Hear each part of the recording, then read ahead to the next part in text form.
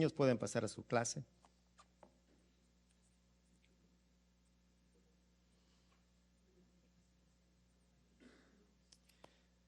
Hermanos, gracias por estar presentes. En verdad, me hicieron mucha falta el domingo pasado. Quiero recordarles de eso, que los amo en Cristo Jesús. No sé qué sería mi vida sin Cristo, no me lo quiero imaginar. Pero para mí fueron días largos. Le decía a mi esposa, 2 semanas que no voy a estar en la iglesia. Pero por la gracia del Señor estamos aquí, continuamos con nuestra enseñanza, discipulado a las 8 de la mañana, servicio en español, a las 9, a las 11 en inglés. Así es de que todos están invitados a nuestras clases a las 8 de la mañana. Acabamos de terminar el libro de Gálatas y en enero comenzamos el libro de Mateo. Vamos a empezar un libro el nuevo Mateo, el Evangelio de Mateo. Así es de que, hermanos, quedan invitados. Empezamos en enero. Chequee su agenda, que sea Cristo parte de su agenda. Y tener a Cristo en nuestras vidas es recibir la palabra, abrazar la palabra, aprender la palabra. Por la fidelidad de Dios estamos aquí presentes hoy y nuevamente gracias. Los amo en Cristo Jesús. Los necesito, hermanos. Compartía hoy en la clase, hermanos, los necesito. Nos necesitamos porque somos un cuerpo que no podemos estar separados. No podemos, no debemos estar separados. Sabemos que Dios es fiel. A pesar de nuestro pecado, Dios es fiel. A pesar de que nosotros podemos desear muchas cosas que no nos convienen. Y como el apóstol Pablo se los dijo a los corintios, eres libre de hacer lo que quieras, pero no todo te conviene. Traducción actual. Eres libre de hacer lo que quieras, pero no todo te conviene. Y hay 2 maneras de vivir. Hay 2 maneras de comenzar el día, orando o sin orar. ¿Qué nos conviene? ¿Qué hace usted? En el mundo hay hombres malvados y rectos. ¿Cuál nos conviene? O la pregunta, ¿a qué grupo usted pertenece? Hay 2 gobernantes, hay Dios y Satanás. ¿Quién nos conviene? O la pregunta, ¿a quién sirves? Porque si no sirves a Dios, pues sirves a Satanás. Es el uno al otro. Hay 2 caminos, dice la palabra, un angosto y un ancho. Un angosto que nos lleva a una vida eterna, pero hay un ancho que nos lleva a una perdición total y eterna. ¿Cuál nos conviene? ¿O en qué camino se encuentra usted en este momento? Hay 2 lugares, cielo e infierno. ¿A dónde se dirige la gente? ¿A cuál de estos lugares? Porque si no está en dirección al cielo, está en dirección al infierno. Nosotros sabemos que nuestro Señor, nuestro Jesús, nuestro Salvador, Él estaba en el cielo, estaba junto a su Padre, y a nuestro Salvador no le convenía venir a este mundo pensando de una manera humana y lógica. No tiene ningún sentido que el Rey de Reyes viniera a un mundo donde iba a ser despreciado. A él no le convenía venir a este mundo, pero a nosotros sí nos convenía que nuestro Señor viniera y llegara. De caso contrario, nuestras vidas fueran un caos total, sin esperanza alguna. Bendito Dios por su Hijo amado. Bendito Dios por Jesús, el Mesías prometido, enviado por Dios Padre, quien tomó forma de hombre en el vientre de una mujer, de María, para nacer en un mundo caído por el pecado, y para dar cumplimiento a un plan de redención.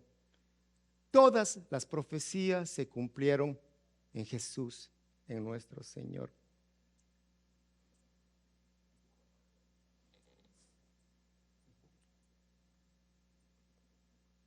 Él desempeñó sus funciones como profeta, como sacerdote y como rey. Cada una de ellas las cumplió en un mundo de pecadores.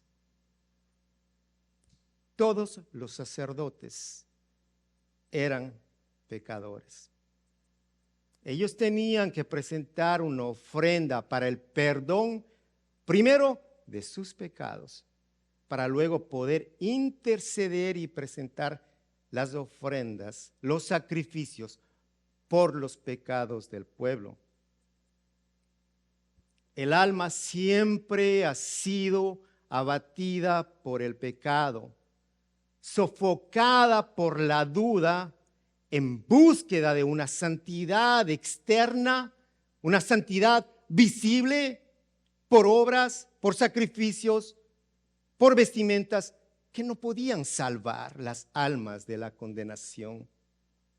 La verdad es que el pecado se esconde en el corazón para llevarlo a rechazar a Dios y a su iglesia. Rechazar a Dios y a los hermanos. Escondido está ese pecado atrás del corazón, con una vestimenta externa de santidad muchas veces. Hoy, muchos han puesto sus ojos y su confianza en hombres, en sacerdotes, en papas, en templos lujosos que ninguno de ellos tiene el poder para salvar. Y rechazan la verdad que le conviene a su alma. El autor del libro de Hebreos sabía lo que en verdad le convenía a los creyentes. Un sumo sacerdote eterno, aquel que continúa intercediendo por pecadores que se arrepienten. Hoy Jesús, en este instante, acabamos de orar y Él continúa presentándonos ante Dios como inocentes. ¿Y por qué los pecadores son vistos como inocentes delante de Dios? Porque Jesús tomó todos nuestros pecados y nos dio su santidad para que podamos acercarnos de una manera libre, entrada directa al trono de gracia de su Padre. Ahora, esto no fue posible en el Antiguo Testamento. Durante el sacerdocio levítico, no tenían acceso directo a Dios. Solo el sumo sacerdote podía entrar al lugar santísimo del templo. Y esto vamos a ver en el desarrollo de este mensaje, el origen, las funciones del sumo sacerdote. Les invito a que abran sus Biblias en el libro de Hebreos 7:26, dos versículos, 26 y 27. Nos convenía tener un sumo sacerdote así, santo, irreprochable, puro, apartado de los pecadores y exaltado sobre los cielos. A diferencia de los otros sumos sacerdotes, él no tiene que ofrecer sacrificios día tras día, primero por sus propios pecados y luego por los del pueblo, porque él ofreció el sacrificio una sola vez y para siempre cuando se ofreció a sí mismo. Bendita es la palabra de Dios y que ella traiga luz a nuestras vidas. Jesucristo, sacerdote eterno. Podemos preguntarnos, ¿por qué les convenía tener a Jesús como sacerdote? Cuando leemos estos pasajes. Para esto es necesario que podamos entender el sacerdocio, de dónde proviene. Pues el sacerdocio se origina con la ley mosaica. Dios crea un pueblo, Dios da la tierra a este pueblo, los establece en su pueblo, Dios provee la ley para este pueblo, Dios provee los líderes para que puedan enseñar a cumplir su ley. Y en el libro de Levítico vemos que una vez establecido el sacerdocio, uno de ellos, de este grupo, debía ser sumo sacerdote. Vemos a Aarón, hermano de Moisés, que fue escogido para esta labor. Luego de Aarón lo sucedieron su hijo Eleazar y sus descendientes.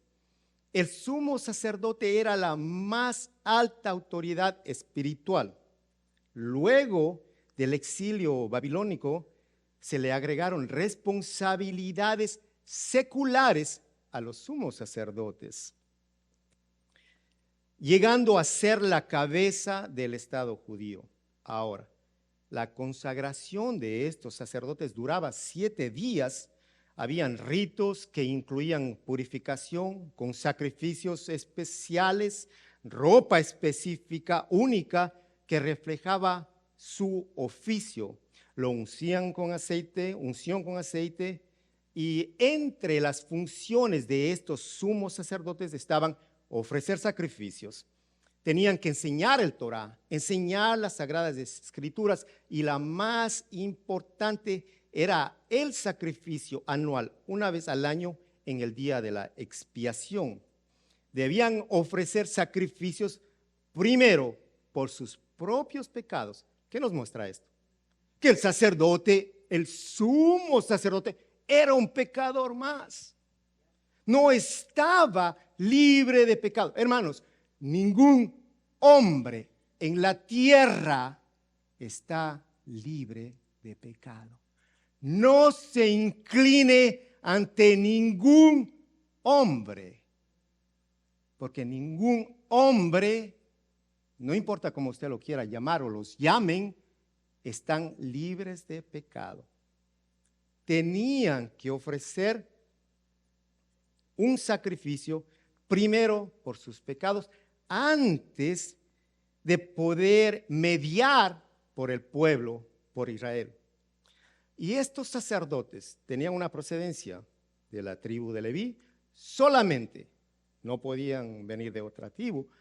Y Josefo, un historiador judío del primer siglo, relata que habían 83 sumos sacerdotes, desde Aarón el primero hasta el último que servía cuando fue destruido el templo en el año 70.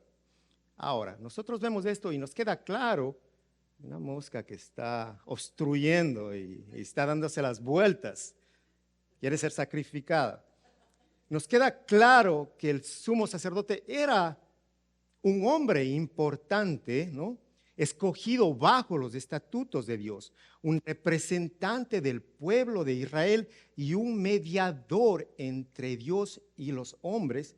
Sin embargo, todos los sumos sacerdotes, todos eran hombres débiles delante de Dios. Eran hombres pecadores, eran hombres mortales, eran hombres incapaces de salvarse a ellos mismos. Necesitaban un salvador, necesitaban el perdón de sus pecados. No podían salvarse a ellos mismos, mucho menos podían salvar la vida de otros, el alma de los demás. Y en este pasaje de Hebreos nos dice que nos convenía tener un sumo sacerdote. El autor relata y dice, nos convenía tener un sumo sacerdote. ¿Pero cómo?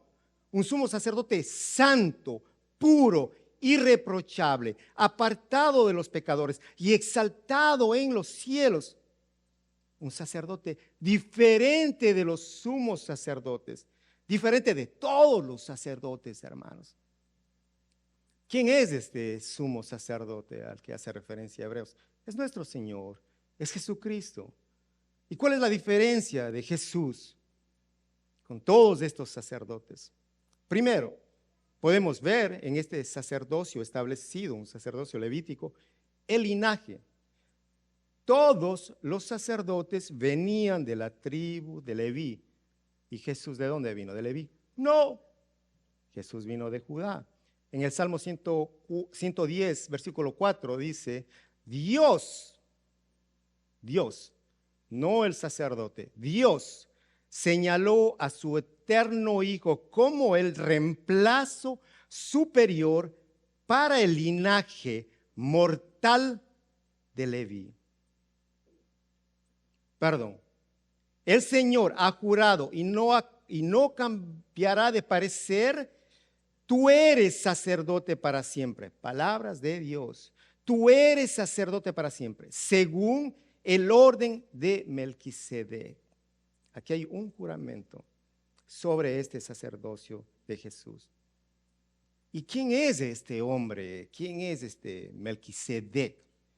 Nosotros nos podemos preguntar, ¿quién es? ¿Quién fue? Pero algo importante que la Biblia, las Escrituras no nos dan detalles sobre la vida de este sacerdote. Nosotros sabemos que su nombre significa, ponga atención, Rey de Justicia. Melquisedec, Rey de Justicia. Y el nombre de la ciudad a la que pertenece este rey, que era Salem, el significado es paz. Entonces usted tiene aquí el nombre, Rey de Justicia. ¿De qué ciudad?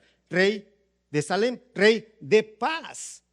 Aquí tenemos al Rey de Paz. Esto nos muestra que este hombre, Melquisedec, era un tipo de Cristo. ¿De quién? De nuestro príncipe de paz, de nuestro Rey de justicia.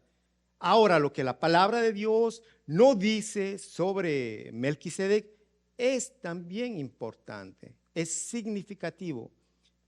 No hay registro de su padre o de su madre. Nada se sabe del nacimiento o de su muerte. Y escuche, para ser sacerdote tenían que probar su descendencia. Era tan importante, no solo de Leví, sino de la familia sacerdotal de Aarón, dentro de la tribu de Leví. Es muy importante entender la cronología bíblica.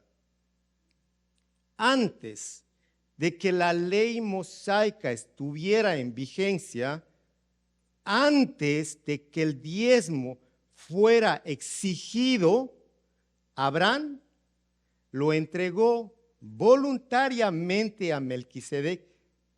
¿Cómo? Sin ser solicitado ni demandado, entregó su diezmo. ¿Y qué pasó? Y recibió bendición. Abraham, Génesis 14, 18. Y Melquisedec, rey de Salem, le ofreció pan y vino. Melquisedec era sacerdote del Dios Altísimo. Luego bendijo a Abraham con estas palabras: que el Dios Altísimo, creador del cielo y de la tierra, bendiga a Abraham. Bendito sea el Dios Altísimo, que entregó en tus manos a tus enemigos. Entonces Abraham le dio el diezmo de todo. Había un principio establecido que solamente el mayor podía bendecir al menor, lo cual nos muestra que Melquisedec era mayor que Abraham. Y el sacerdocio levítico era una sucesión de hombres mortales, pero este sacerdocio de Melquisedec no tuvo final, no tuvo comienzo. La Escritura no registra su muerte, su nacimiento, y esto nos muestra que es un tipo de Cristo. El sacerdocio de Melquisedec mostraba su cumplimiento en el sumo sacerdote que no tuvo sucesor. ¿Y quién es? Cristo Jesús, el eterno Dios, nadie antes ni después de él, el comienzo y el fin, alfa y omega, Jesucristo. Otra diferencia en este sacerdocio, vemos el orden de Aarón. Había una multitud de sacerdotes. Si uno muere, tenía que levantarse otro, pero todos se morían. No eran inmortales, ¿no? Entonces había una sucesión de sacerdotes, uno tras otro. Pero ¿qué sucede con el sacerdocio de Cristo? ¿Alguien reemplazó a Cristo? ¿Hay un sacerdocio sobre el de Cristo? No, de Cristo es el único sacerdote que no puede ser reemplazado. Y lo más importante, que ese sacerdocio, que Jesucristo fue su sacerdocio instituido por medio de un juramento del Padre. Lo leímos en el Salmo 104. El Señor ha jurado, dice la palabra de Dios. Dios ha jurado que no cambiará de parecer. Tú eres sacerdote. El Señor lo está llamando a su hijo. Tú eres sacerdote. ¿Qué tipo de sacerdote? Para siempre. ¿Qué más? Según el orden de Melquisedec. Ahí podemos ver. Los sacerdotes descendientes de Leví ingresaban a su oficio sin juramento alguno. Pero el de Jesús fue distinto. ¿Y por qué más fue distinto? ¿Por qué más fue necesario? Dice el autor, porque Él es santo. Jesús es santo. Santo en su naturaleza humana, santo. Ni una partícula de contaminación se pudo encontrar en él. Tampoco ninguna desviación de los mandamientos de Dios. ¿Y qué hacía el pueblo? Constantemente se alejaban de Dios, de su palabra, de sus promesas. ¿Qué hace la iglesia hoy? Constantemente se aleja de Cristo, se aleja de sus mandamientos, hace su voluntad, no la de Dios. Es mi vida, que yo hago lo que yo quiero, yo soy libre, yo soy un hombre bueno, trabajo, cumplo en mi familia, en mi casa, no hago nada malo, pero hago mi voluntad, no hace la voluntad de Dios. Constantemente nos alejamos de esa naturaleza de pecado, la cual no había en Jesús, porque Él es santo. Jesús es santo. Y en este pasaje tenemos 3 declaraciones sinónimas a este. Jesús es santo, Hebreos 4:15, porque no tenemos un sumo sacerdote incapaz de compadecerse de nuestras debilidades. Un sacerdote que está pendiente de nosotros, sino uno que ha sido tentado en todo de la misma manera que nosotros, aunque sin pecado. Si tú tienes tentaciones, Jesús las pasó. No dudes, Él sufrió, pero Él no pecó, pero Él no cayó. ¿Cuántas veces nosotros caemos? Comenzando con nuestros pensamientos, ya fallamos. Ya le pecamos al Señor. En Él no hubo pecado. Segundo, dice Jesús es inocente, porque en Él no hay mal, no hay culpa, porque en Jesús no hay nada vil.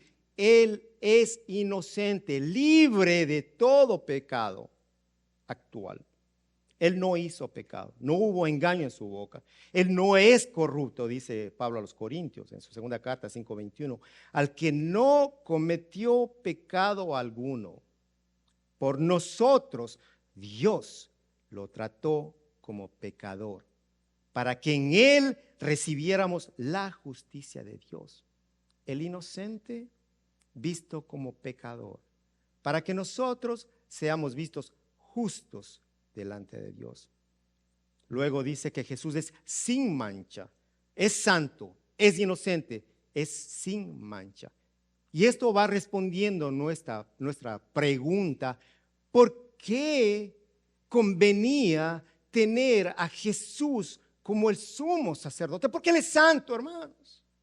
Porque Él es santo, santo, santo. Desde la eternidad Él es santo y no ha dejado de ser santo, porque Él es inocente, porque no hubo culpa en Él, el único limpio de pecado, porque Él es sin mancha, dice el autor. Porque sin mancha no hay contaminación en Él. Ninguna, hermanos. No hay contaminación moral, ni nada que podría impedir su obra sacerdotal. Si nosotros somos puestos delante de Dios, hermanos, mejor darnos la vuelta y nos vamos. Porque no podemos decir: Señor, yo soy santo, aquí estoy listo para ejercer mi función. Sin Cristo no tenemos entrada. Y sin Cristo, si estamos delante de Dios, el día que todos estén delante de Dios, sin Cristo tendrán una condenación eterna en el infierno, porque serán declarados culpables si Cristo no está en ellos. Y si en este instante nosotros podríamos decir, Señor, yo estoy libre, no hay nada en mí, mentira.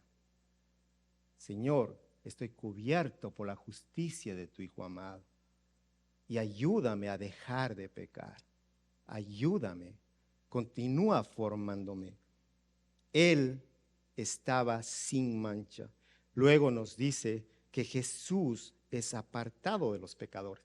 ¿Por qué les convenía tener a Jesús como el sumo sacerdote? Porque Él estaba apartado, dice Jesús, apartado de los pecadores. Y usted puede decir, ¿cómo? Si Jesús estaba comiendo con los pecadores, si Jesús vino a los pecadores, aunque Jesús tuvo que vivir entre pecadores, Él nunca se unió a sus pecados.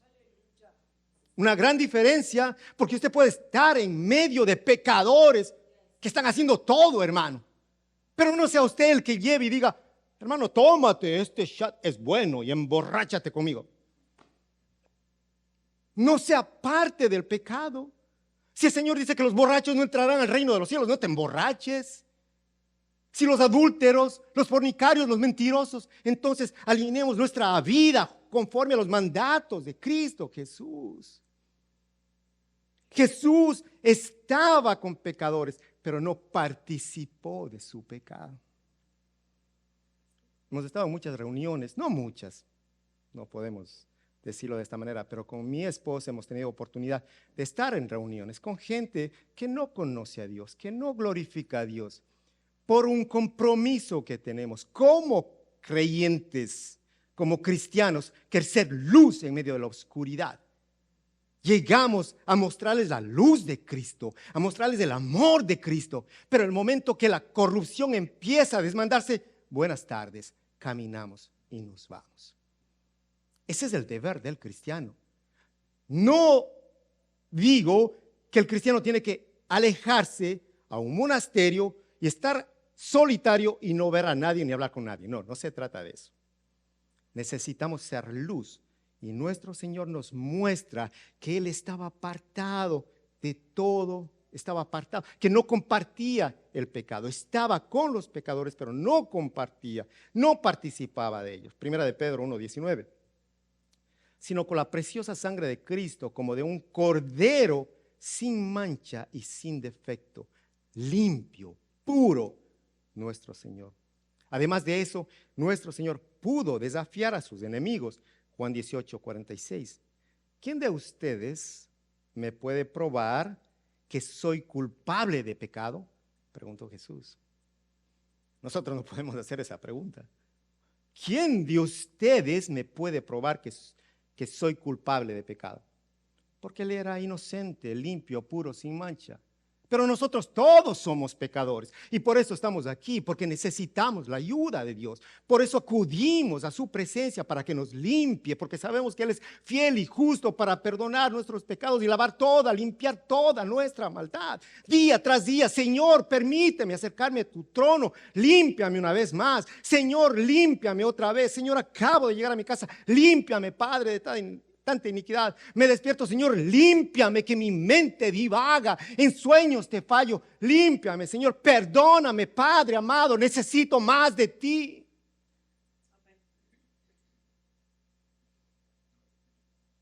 Si no necesitáramos de Cristo, no hubiera necesidad de congregarse, pero como somos pecadores, necesitamos la presencia de Dios para que nos guíe a dejar de pecar, para que abra nuestros oídos y atendamos, pongamos atención a su palabra y dejemos de pecar, para que podamos mirar las gloriosas riquezas del Señor y no poner nuestra mente en el mundo, sobre todo en esta temporada de Christmas. Qué maravilloso.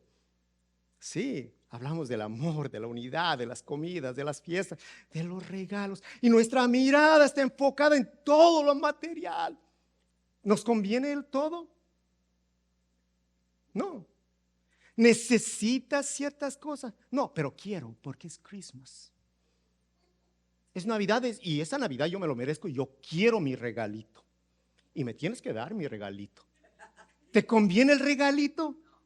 No te conviene el regalito. ¿En dónde está la mente de los creyentes en estas temporadas? En Cristo. ¿En qué es la esperanza? Cuando celebramos un mes de Adviento que es nuestra esperanza, Cristo, su retorno, su ministerio, su vida, su sacrificio, su perdón, que es Él, que Él es todo, que Él es la Navidad, como nos dijo el hermano. Él es el regalo más precioso que tenemos. Ya lo obtuvimos, ya nos dio Dios. Él es nuestra Navidad. Pero podemos estar enfocados en lo que queremos, no en lo que nos conviene, en lo que anhelamos. Siguiéndole al mundo, hay compras, el 70% está allá, todos corren.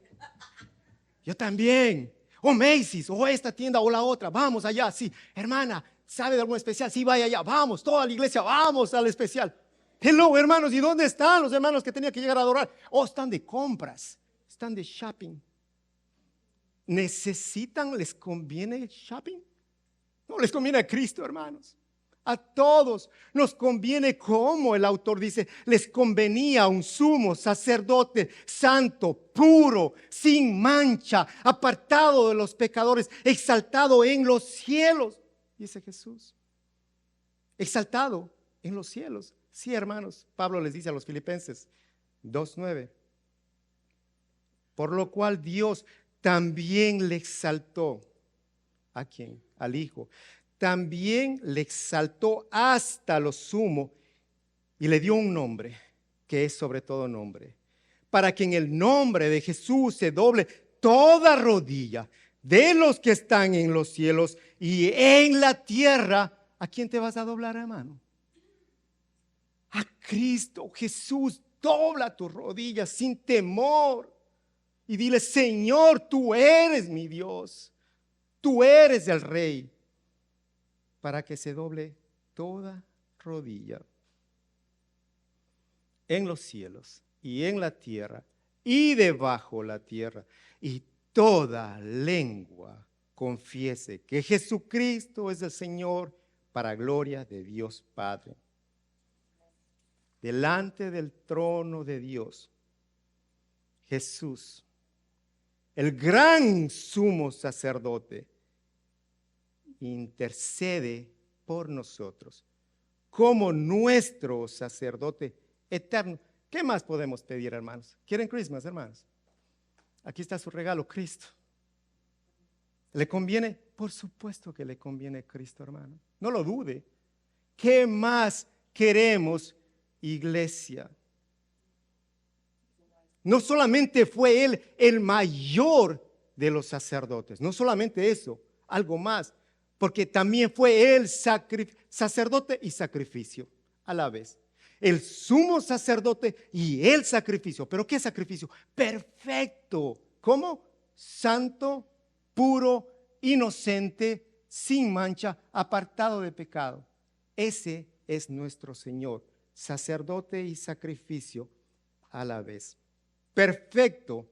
Dice Hebreos, Él ofreció el sacrificio una sola vez y para siempre, cuando se ofreció a sí mismo como un cordero inmolado, puro, sin mancha. No abrió su boca, se entregó voluntariamente. Su sangre fue derramada en la cruz del Calvario, donde derrotó a la muerte y a Satanás. Ese fue el pago demandado por Dios, por el Padre, para el perdón de los pecadores que se arrepientan y crean en esa muerte y en su poder de salvación en la cruz. Hermanos, en la cruz se abrió el camino. En la cruz la luz brilló para dirigirnos al Padre. Y ya nada, hermano, escúcheme, nada, dice la palabra, ni la vida ni la muerte, nada nos podrá separar del amor de Dios en su Hijo Cristo Jesús. Qué bendición, hermanos. ¿Usted está aquí, hermano? ¿Escuchó? Qué bendición. Y no espere llegar a su casa y ver la lista y ver si ya los regalos están bajo el árbol. No, qué bendición, hermano, la que poseemos. ¿Quiénes? Nosotros los creyentes, el día de hoy. Porque hoy todavía tenemos a ese sumo sacerdote. Todavía tenemos al sacerdote que intercede por nosotros. Al único que tiene vida eterna y al único que tiene el poder de dar vida nueva y salvar a los que confían en Él. Dice Hebreos que Él conoce todo sufrimiento. Yo no sé sus sufrimientos, hermano. Yo no sé sus dificultades. Yo no sé lo que esté pasando el día de hoy usted. No tengo la menor idea. Yo no sé. Pero quien sabe es Dios. Él sí lo sabe. Y Él puede entender su sufrimiento porque Él lo vivió en carne propia. Porque Él se hizo hombre y sufrió y vivió. Él puede entender lo que usted está pasando en este momento. Él conoce sus pensamientos. Él sabe qué necesita usted. Antes de que usted abra su boca, Él ya lo sabe. Él conoce. ¿Qué vamos a hacer? A confiar. Crea, hermano, como dijo Hebreos. Les dijo el autor de Hebreos, nos conviene.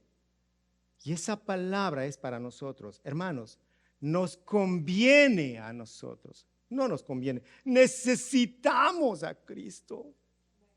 A mí no me conviene, yo lo necesito todo el tiempo en mi vida, en mi casa, en mi familia, con mis hijos, con ustedes, con la iglesia. Yo necesito a Cristo y quiero más de Él.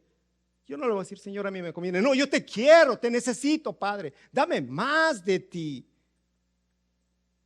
Porque es el único que puede entender mis sufrimientos. No mi esposa, no mis hijos, no la iglesia, es Cristo. Porque Él es el sumo sacerdote. Y no solamente el sacerdote, Él es el sacrificio perfecto. ¿Podrá alguien de nosotros presentar un sacrificio perfecto? Hermano, ni una ofrenda la iglesia presenta a Dios. Qué triste. Y si hay, cuánta mezquindad cuando Dios es generoso al entregar todo. Y el pueblo se mide con penis para Dios. Los que se miden porque muchos ni dan. Establecido el diezmo antes de que estuviera la ley, Abraham entregó sin ser obligado, sin saber, lo entregó. Y la bendición vino sobre él. No que diezma y vas a recibir la bendición, da 100 y recibes 1000. No, hermanos, no. Nada de eso. Sino el principio que Dios establece al darnos un sumo sacerdote por la eternidad, que está intercediendo por cada uno de nosotros, que no solamente intercede, hermano, sabe que al entrar a ese trono de gracia hay una bendición continua, como las hermanas hablaban de gracia sobre gracia, una fuente inagotable que está continuamente ahí fluyendo. Así están las bendiciones de Dios. Todo el tiempo sus bendiciones son perpetuas, no fallan. Los beneficios están presentes. Los beneficios para aquellos que pertenecen al reino de los cielos están presentes en este instante, hermanos. ¿Para quiénes? Para aquellos que reconocen que Él es su Salvador, que Él es el sacerdote que intercede, que está presente, que es el Salvador, que es el Señor. Lo que los sumos sacerdotes no pudieron hacer, Jesús lo hizo. Más de 83 sacerdotes hasta que llegó Jesús. Él lo hizo una vez y por siempre, con un sacrificio perfecto. ¿Cuál es la aplicación para nosotros con este mensaje? Bueno, hermanos, estamos cerca de Christmas. Que el amor inunde en nuestras vidas, ¿no es cierto? Que inunde, que nos llene, que podamos apreciar que ya tenemos el regalo que necesitamos, que tenemos lo que nos conviene a nosotros. Como aplicación, no rechace la oportunidad que Dios le da. Les voy a decir nuevamente. No rechace la oportunidad que Dios le da para reconocer que Jesús es el sacerdote eterno que usted y toda su familia necesitan. Pero usted puede decir, ¿y qué tengo que hacer para poder ser parte de esto? Como les dije a un comienzo, hay dos caminos, hay dos gobernantes. Y usted necesita seguir los pasos de Jesús. ¿Y cómo va a seguir? ¿Cómo lo va a seguir? ¿En obediencia? Obedeciendo sus mandatos, adorándole a Dios con hechos, amándolo a Dios con su vida, amándolo a Dios con su vida y amando a su prójimo. Ama a Dios y ama a su prójimo, amando a su iglesia. Ame a sus hermanos. Muéstreles el amor de Cristo. Muéstreles el amor con sus acciones. Esa es la aplicación para hoy. Vamos a reconocer a Cristo como nuestro sacerdote, como nuestro rey, como nuestro profeta, como nuestro salvador, cuando nosotros caminamos en su palabra y vamos a obedecer. Vamos a darle gracias al Señor en oración. Padre, gracias por esta mañana. Señor, cuántas bendiciones tú nos das. Gracias, Padre, por recordarnos que son infinitas y no cesan para nuestras vidas. Padre, gracias porque tú eres el sumo sacerdote que necesitamos. Gracias, Padre. Te pido a ti en el nombre de Jesús que en esta mañana, Señor, tú puedas traer convicción de pecado en la vida de los presentes, sean creyentes o no lo sean. Padre, que haya convicción en sus corazones, que puedan reconocer, Señor, que han fallado a tu santidad y que puedan reconocer que tú eres el único que los puede ayudar y salvar, nadie más, Señor. Te pido por mis hermanos, por los creyentes, que hoy, Señor, el gozo no sea parte de sus vidas, que esté lleno, inundando sus corazones, sus mentes, el gozo de saber que tú vives, de saber que tú estás con ellos, Señor, y que tú no nos vas a dejar. Padre, te damos gracias a ti, te damos toda honra, te damos toda la gloria, en el nombre de tu Hijo amado Cristo Jesús. Amén.